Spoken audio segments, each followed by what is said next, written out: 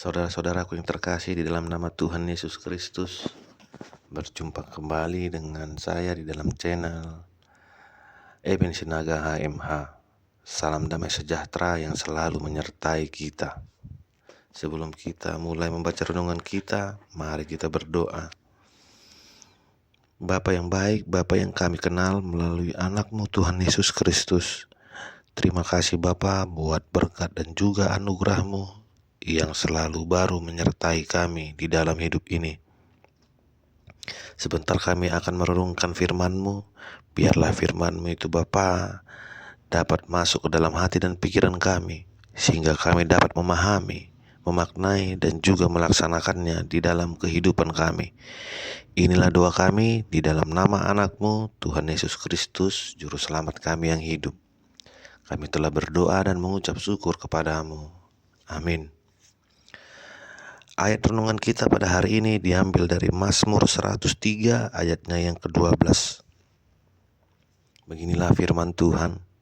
Sejauh timur dari barat, demikian dijauhkannya daripada kita pelanggaran kita. Tema renungan kita hari ini berjudul Kasih yang Tidak Terbatas. Saudara yang dikasihi Tuhan Yesus Kristus, dalam pelajaran geografi, kita mengenal yang disebut dengan arah mata angin. Arah ini sangat dibutuhkan sebagai navigasi untuk menentukan arah. Ada 8 arah mata angin yang kita pelajari, yang kesemuanya mempunyai ciri dan fungsi-fungsi tersendiri.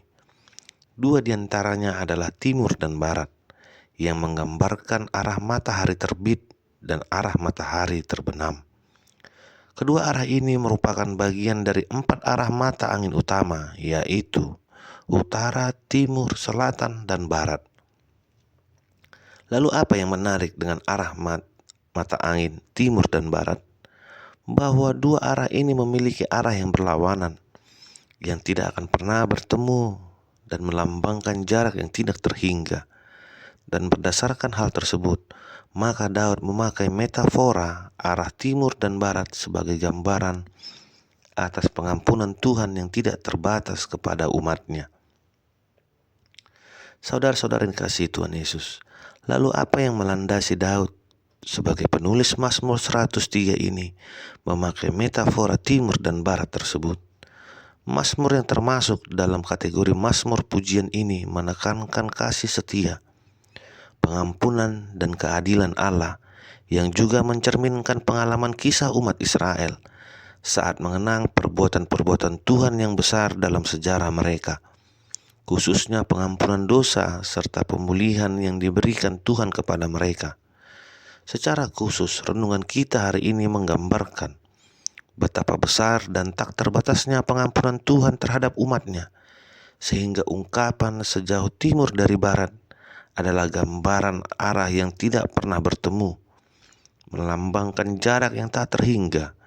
Hal ini juga menunjukkan bahwa Allah dengan kasih setianya menghapus dosa umatnya sejauh mungkin.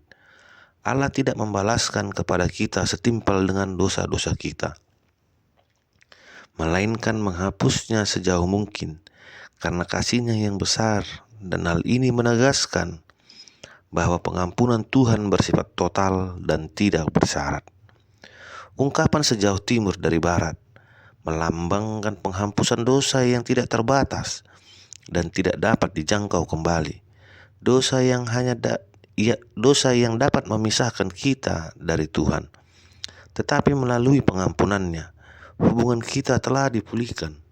Pengampunan yang diberikan Allah mendorong umatnya untuk tidak terus-menerus mengingat dosa-dosa yang telah diampuni Tuhan. Hal ini mendorong kita untuk hidup dalam kebebasan dan sukacita, tanpa dibebani oleh rasa bersalah yang telah diselesaikan oleh Tuhan. Saudara-saudara terkasih, seperti timur dan barat yang tidak pernah bertemu, maka sejatinya kita tidak lagi bertemu dengan dosa-dosa yang telah dihapuskan Tuhan. Dan hal ini meyakinkan kita bahwa tidak ada dosa yang terlalu besar untuk tidak diampuni, dan Tuhan selalu siap menerima kita kembali. Mengerti bahwa dosa-dosa kita telah dihapuskan dapat memberikan kedamaian, sehingga kita tidak perlu terbelenggu oleh masa lalu, tetapi dapat melangkah maju dengan keyakinan bahwa Tuhan selalu mendampingi kita. Renungan ini juga mengingatkan kita bahwa mengampuni orang lain adalah bagian dari hidup yang mencerminkan kasih Tuhan. Karena sebagai penerima pengampunan yang besar, tentu kita diajak untuk meneladani Tuhan dalam mengampuni sesama. Pengampunan yang adalah anugerah mendorong kita untuk hidup dalam ketaatan padanya, meneladaninya dan rasa syukur kepadanya, sehingga kehidupan kita dapat menyenangkannya. Amin. Sekian dulu ayat renungan kita pada hari ini.